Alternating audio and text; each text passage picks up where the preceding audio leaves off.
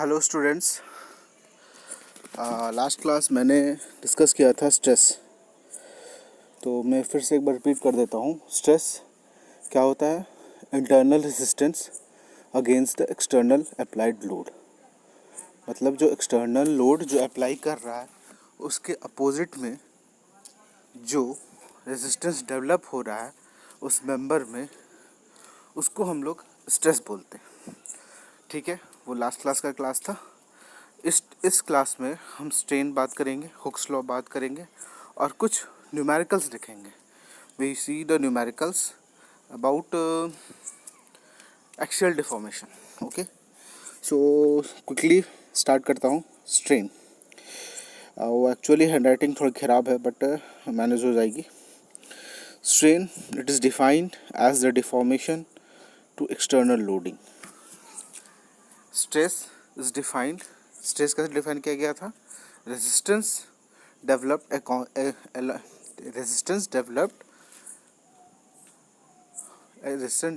With external loading. और strain कैसे define किया गया? It is defined as deformation to external loading. Deformation का यहाँ मतलब हो रहा है कि कोई भी पर्टिकुलर चीज़ कैसे डिफॉर्म हो रही है, किस शेप में वो जा रही है, उसका मतलब हो गया strain. It can also defined as change in length to original length. Suppose that ये एक मेंबर है, कैंटिलीवर बीम है, एक साइड से फिक्स्ड है, दूसरी साइड फ्री एंड है, जो मैंने लास्ट क्लास में आप लोग को बताया C F force bending moment diagram में।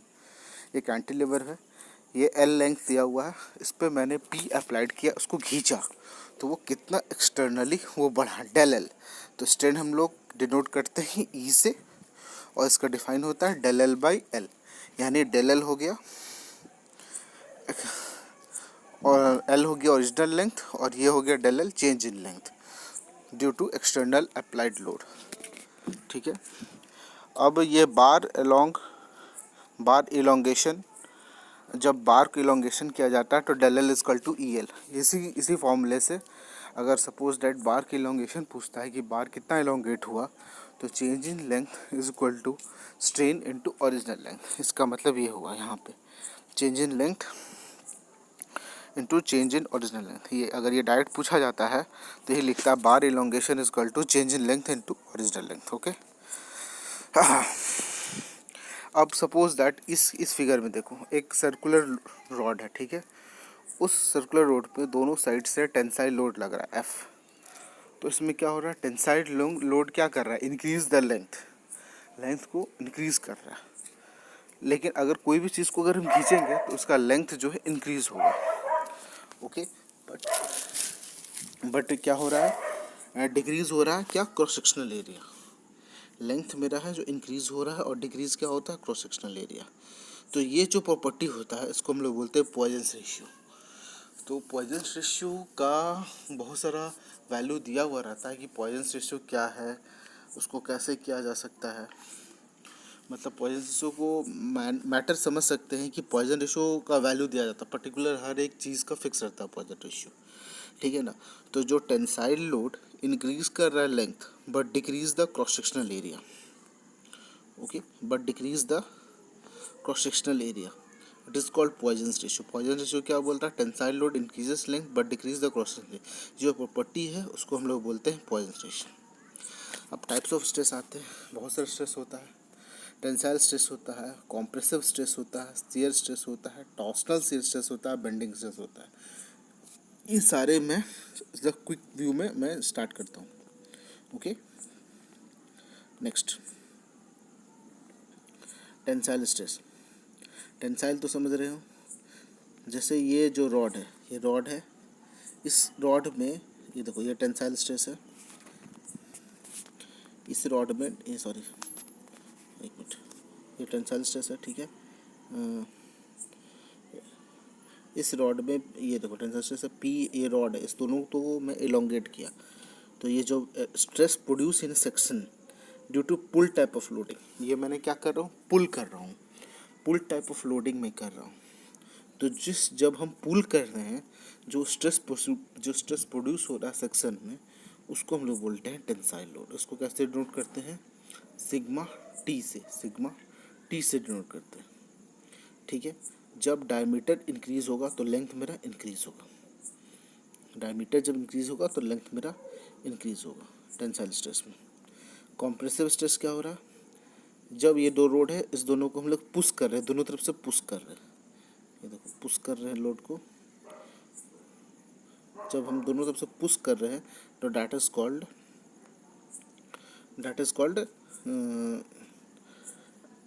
compressive load.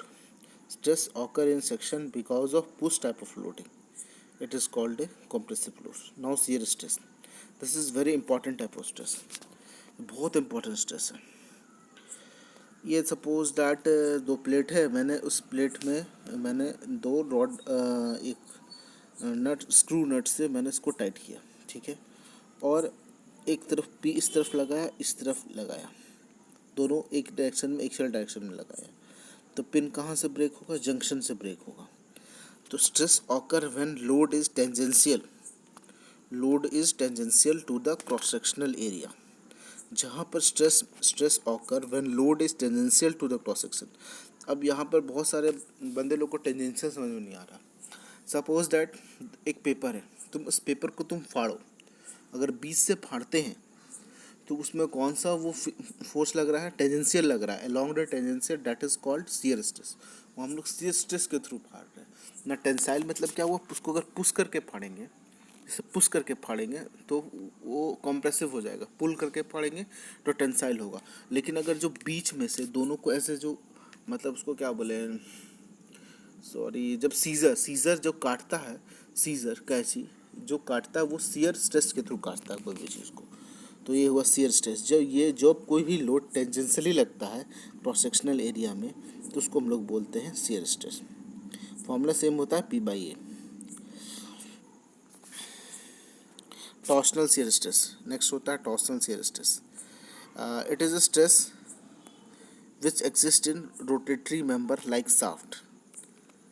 ये ऐसा स्ट्रेस है जहाँ पर जब जो कोई शाफ्ट जो रोटेट कर रहा है उस पर लगता है।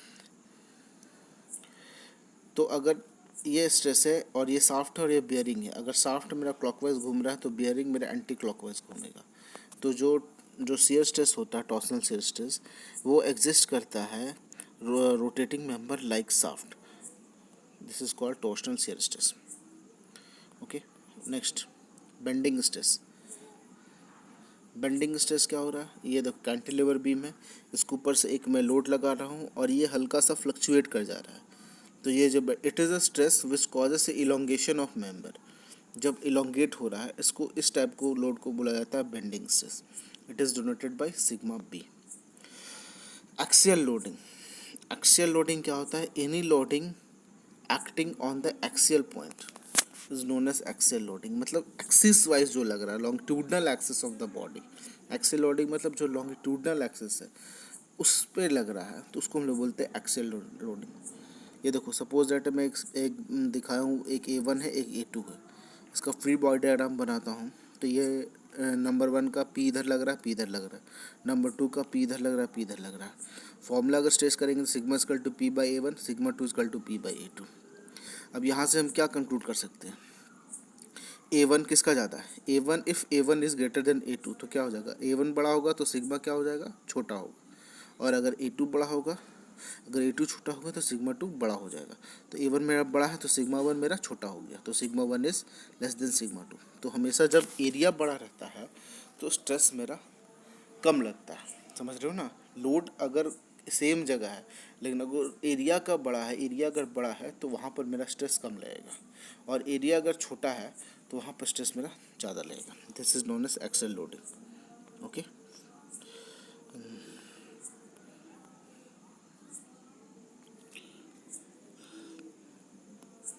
अब very important Hooke's law. Sorry picture clear नहीं आया but you noted down. Hooke's law क्या होता है, बहुत इंपॉर्टेंट है।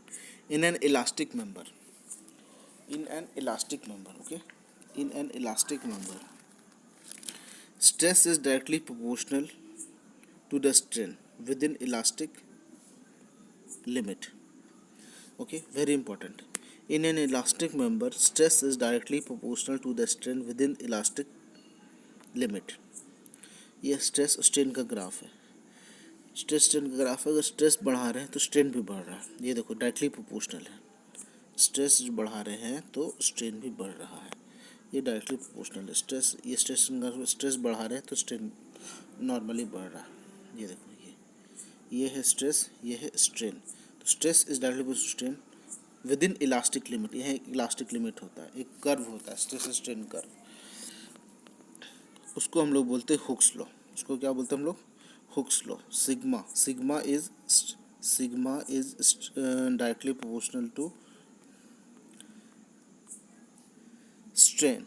Sigma is directly proportional to E sigma यहाँ पर क्या डिनोट हो रहा है? Stress is directly proportional to strain. अब इसको अगर हम लोग हटाएंगे तो एक कांस्टेंट ऐड हो जाता है जिसको हम लोग बोलते हैं Hooke elastic limit, elastic constant E. Sigma is equal to E क्या हो जाता है? Young modulus of elasticity. जो हम लोग हटाते हैं डायरेक्टली प्रोपोर्शनल का साइन, उसके बाद जो जो निकलता है, जो बड़ा ई इसको लिखते हैं हम लोग यंग मॉडुलस ऑफ इलास्टिसिटी। ठीक है। Sigma is directly proportional to strain, मतलब stress is directly proportional to strain. और जब हम उसको हटाएंगे तो मेरा क्या आएगा? Sigma is equal to Young modulus of elasticity आएगा और ई आएगा। ठीक है। इन एन इलास्टिक मेंबर, फिर से मैं बोल दे रहा हूँ, in an elastic member stress is directly proportional to the strain within elastic limit. Within elastic limit, ये इंपॉर्टेंट है, विद इन इलास्टिक लिमिट। क्योंकि यहाँ पर मैं देखो, मैं एक ग्राफ बताया हूँ जिसका स्ट्रेस स्ट्रेन का कर्व हो क्या होता है। ये देखो पॉइंट 1 से लेकर पॉइंट C तक की इलास्टिक लिमिट है। सी के बाद ग्राफ जो मेरा वो नीचे जाता है डी से ही, यहाँ पर एक प्लास्टिक जोन स्टार्ट हो जाता है। इलास्टिक लिमिट तुम्हारा बस मेरा सी पॉइंट तक है। अगर यहाँ पर मेंशन नहीं किए, sorry, I haven't mention the here zero. O to C is elastic limit, और उसके बाद मेरा क्या हो जाता है? प्लास्टिक लिमिट स्टार्ट हो जाता है, प्लास्टिक जोन स्टार्ट होता है। यील्डिंग होता है, स्ट्रेन हार्डनिंग होता है, नेकिंग होता है। ये सब तुम लोग को पढ़ना नहीं है, बस सिर्फ हुक्स लॉ पढ़ना है। हुक्स लॉ क्या होता है? Stress is directly proportional to strain, और स्ट्रेस वो डायरेक्टली प्रोपोर्शनल जब साइन हम लोग हटाते हैं उसमें फिर हम लोग बड़ा ई को सिंबल को डिनोट करते हैं, और उस ई को हम लोग बोलते हैं यंग मॉडुलस ऑफ इलास्टिसिटी। ठीक है। ई का सेम यूनिट होता है। ई अगर यहाँ से तुम करोगे तो ई is equal to sigma by E का सेम यूनिट होता है, क्योंकि ई का जो स्ट्रेन का यूनिट क्या होता है? डायमेंशन से होता है, एल बाई एल, कोई यूनिट नहीं होता है। और जो सिग्मा होता है उसका सेम यूनिट होता है न्यूटन पर mm स्क्वायर। तो वह ई का सेम यूनिट होता है। ये एक प्रॉपर्टी ऑफ ए मटेरियल है। Up to A stress strain have same value, up to point A stress और स्ट्रेन का हम लोग का सेम वैल्यू रहता है। तो स्ट्रेस स्ट्रेन कर्व क्या है? एक प्लॉट है बिटवीन स्ट्रेस और स्ट्रेन। ये बहुत यूजफुल प्लॉट होता है। That if we strain a body in which manner does it resist this deformation. मतलब अगर किसी भी बॉडी को हम लोग स्ट्रेन करते हैं, किसी भी बॉडी को हम लोग स्ट्रेन करते हैं, तो वो किस मैनर से वो रेजिस्ट करता है डिफॉर्मेशन को, ये बताता है। If we strain a body, अगर किसी बॉडी को हम खींचते हैं तो किस मैनर में वो रेजिस्ट करता है मतलब अपने आप को डिफॉर्मेशन होने से रोकता है, ये बताता है stress strain curve.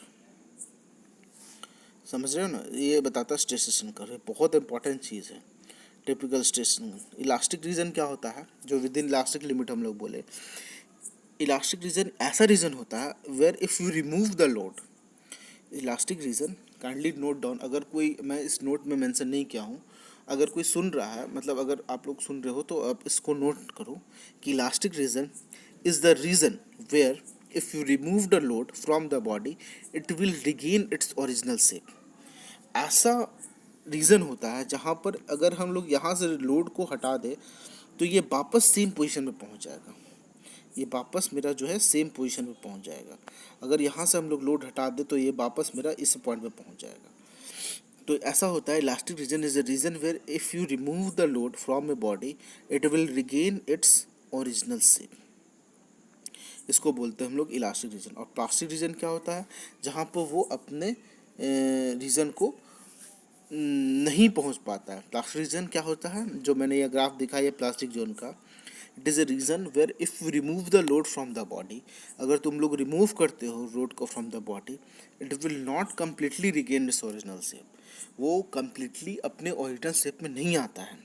It is the region where body has been deformed.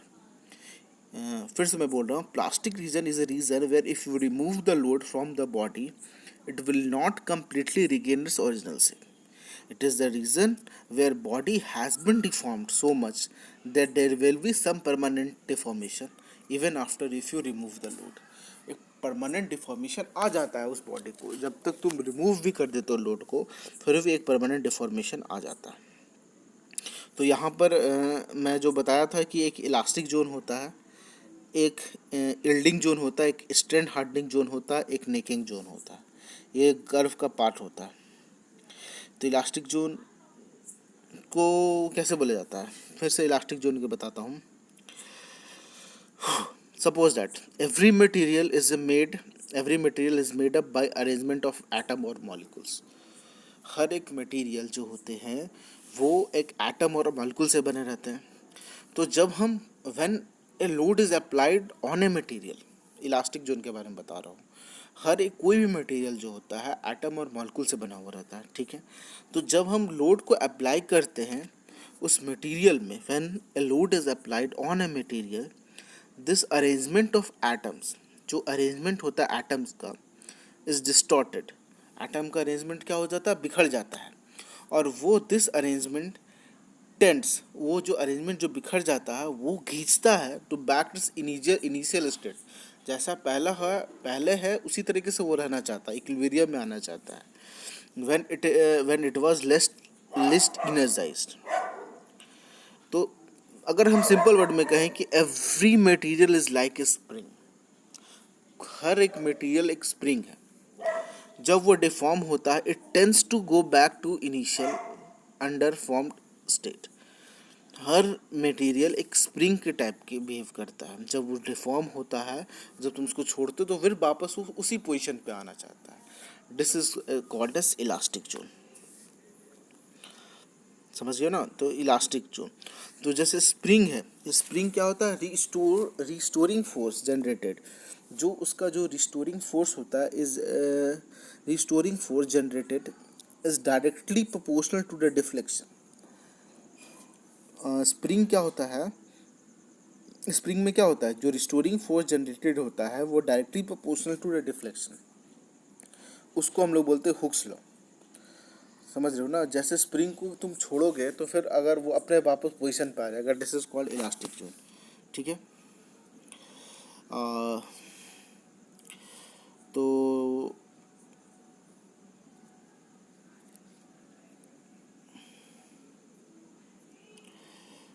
तुम लोग को नेकिंग रीजन वगैरह नहीं पढ़ना है और न ही स्ट्रेन एनर्जी पढ़ना है।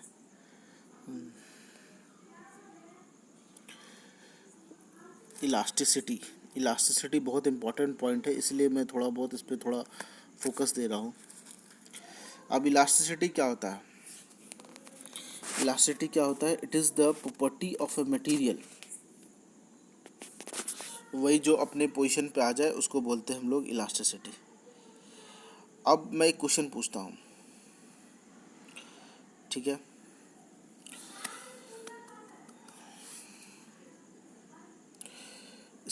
स्टील ज़्यादा इलास्टिक है या फिर रबर ज़्यादा इलास्टिक है, which one is more elastic,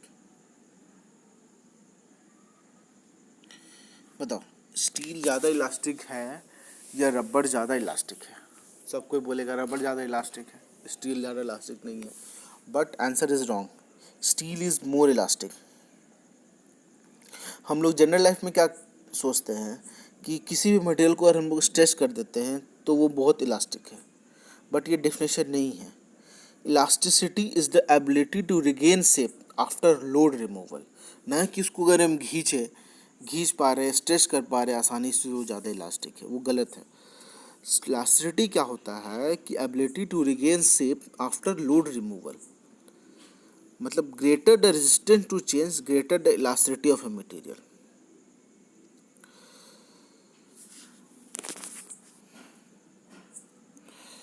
तो स्टील जो है ज़्यादा इलास्टिक है और ये हम लोग स्लोप से डिफाइन करते हैं। Suppose that,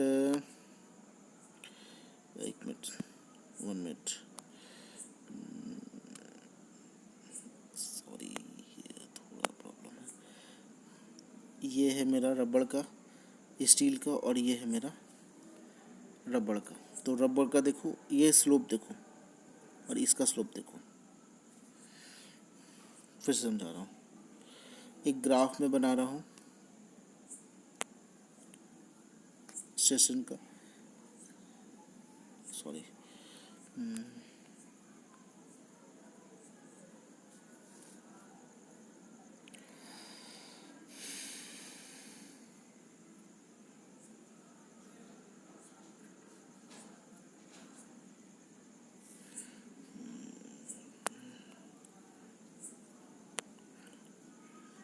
sorry, 1 minute.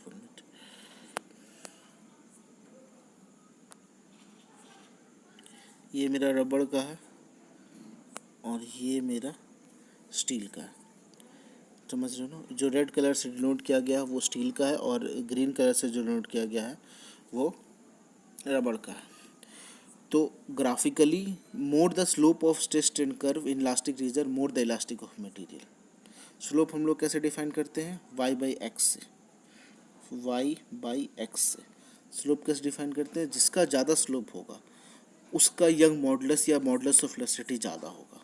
इसका स्लोप देखो, इसका स्लोप क्या हो जाएगा, y/x। इसका स्लोप देखो कितना है और इसका स्लोप देखो क्या है। रबड़ का स्लोप कम है और इसका स्लोप ज़्यादा है, तो जिसका स्लोप ज़्यादा होगा वो ज़्यादा इलास्टिक होगा। तो यही है कि रबड़ का स्लोप बहुत कम होता है और स्टील का स्लोप ज़्यादा होता है, y/x यानी सिग्मा/e। तो ये जो रेशियो होता है, तो जिसका स्लोप ज़्यादा होगा वो ज़्यादा इलास्टिसिटी होगा। तो जो तुम्हारा जो स्टील है वो ज़्यादा इलास्टिक है। ये तो एक बोनस कॉन्सेप्ट है, ठीक है।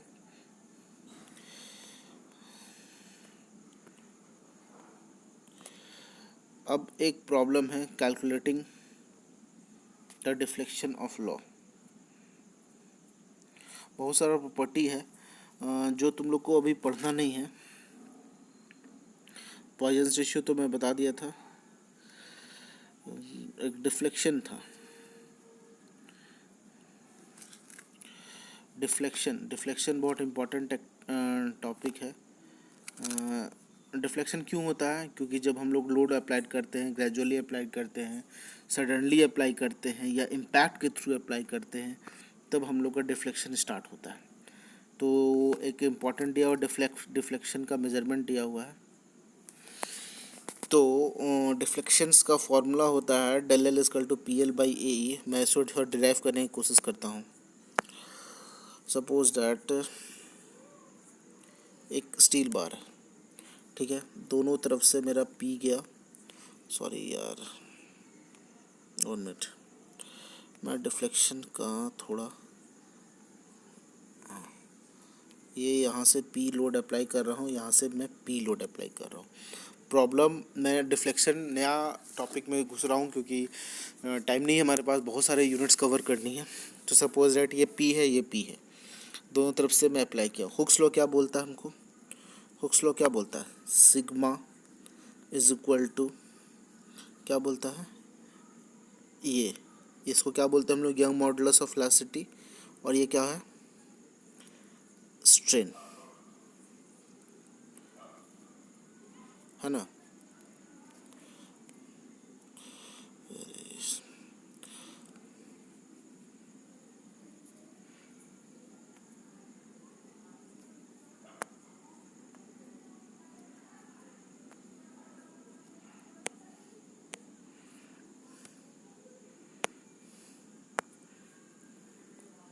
Sigma equal to Young modulus of elasticity और स्ट्रेन, ये हुक्स लॉ बोलता है।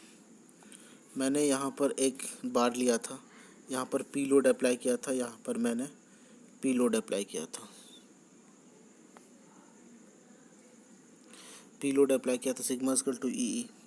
सिग्मा का फॉर्मूला क्या हो जाता है, P/A, ठीक है, और ई का फॉर्मूला क्या हो जाता है, स्ट्रेन का change in length,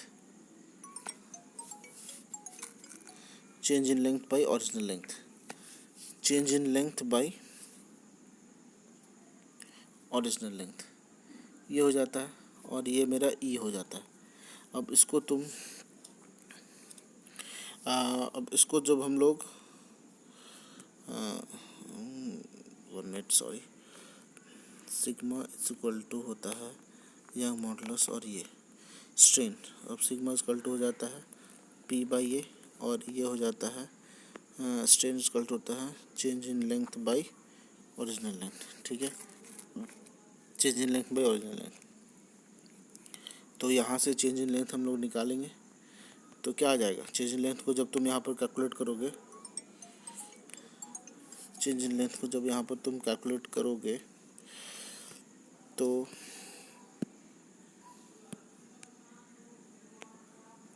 change in length equal to क्या हो जाएगा, P L by A E, ये फॉर्मूला आएगा।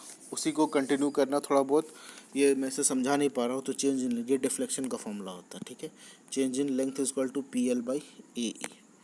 ठीक है, अब यहाँ पर एक दिया हुआ क्वेश्चन कि a rod having diameter 20 mm is subjected to an axial pull of 60 kN and the length of the member is 2 meter. If E is equal to 10 find the deformation of the road. तो आप ये बनाओ, बना के दिखाओ।